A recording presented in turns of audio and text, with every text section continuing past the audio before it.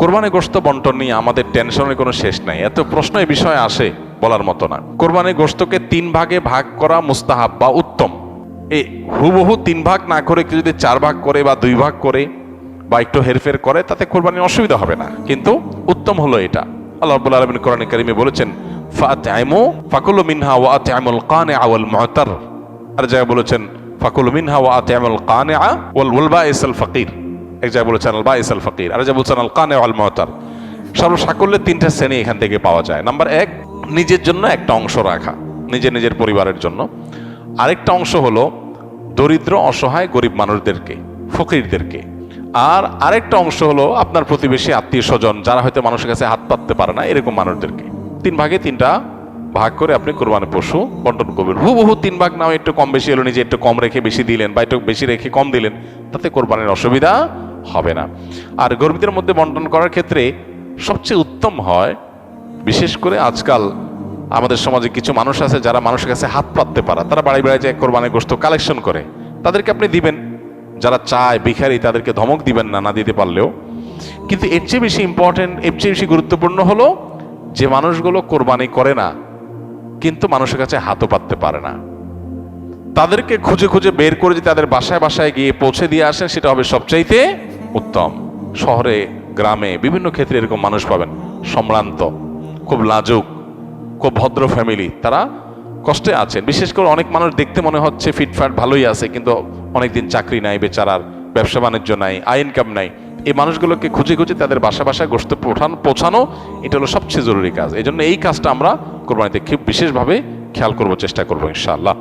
কোরবানি আসলেই এক শ্রেণী মানুষ অতি মানবিক হয়ে ওঠে, যাদের সকাল দুপুর রাত কোনো বেলাই আসলে গোশত ছাড়া চলে না, যাদের বার্গারে মুরগি বা গরুর গোশত থাকতে হয়, যাদের চিকেন ফ্রাইয়ে মুরগি জবে করতে হয়, যাদের সকালের নাস্তায়ও অনেক সময় গোশত থাকে, সেই মানুষগুলো কোরবানির সময় পশু জবে হলে একটা প্রাণীর প্রাণ চলে যাচ্ছে এটা নিয়ে তাদের মায়া হয়।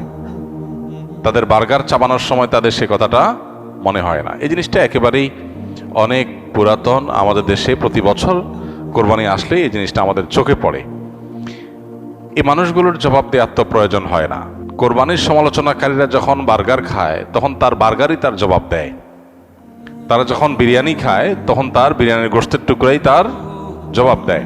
এই পৃথিবীতে মানবতার ভেকদারি মানুষগুলোর বেশিরভাগ ক্ষেত্রেই ভণ্ড এবং মুনাফিক এবং প্রতারক, এটা আপনি চোখ কান খুললেই দেখতে পাবেন।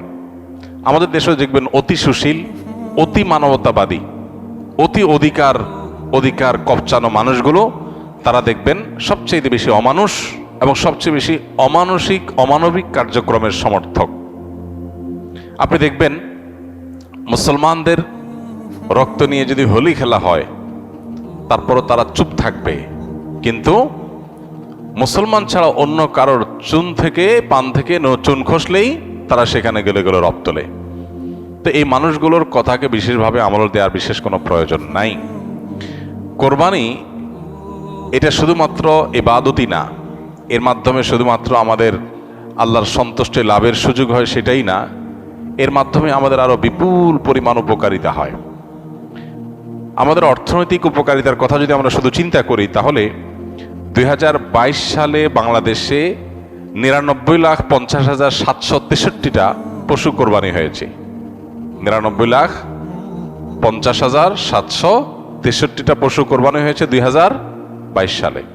2023-এ কোরবানি হয়েছে 1,41,812টা, এবং 2024 সালে অর্থাৎ গত বছর কোরবানি হয়েছে 1,04,08,918টা।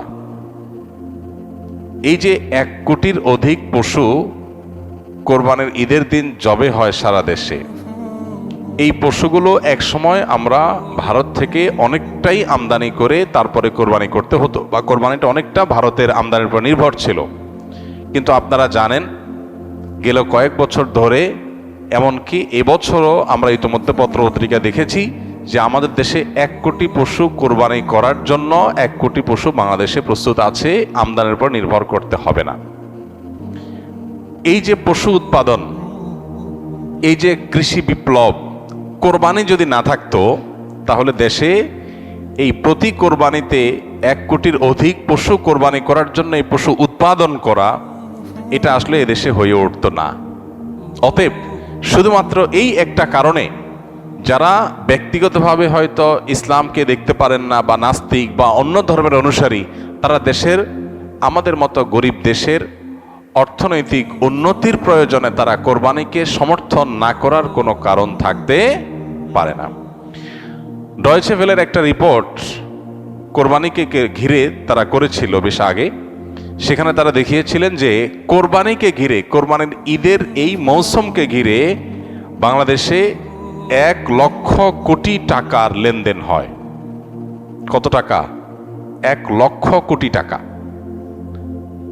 1 লক্ষ কোটি টাকার লেনদেন হওয়া, এটা একটা দেশের অর্থনীতির জন্য, মাত্র কয়েকদিনের মধ্যে এই টাকার লেনদেন হওয়া একটা অর্থনীতির জন্য যে কত বিশাল একটা ব্যাপার, সেটা বলার অপেক্ষা রাখে না।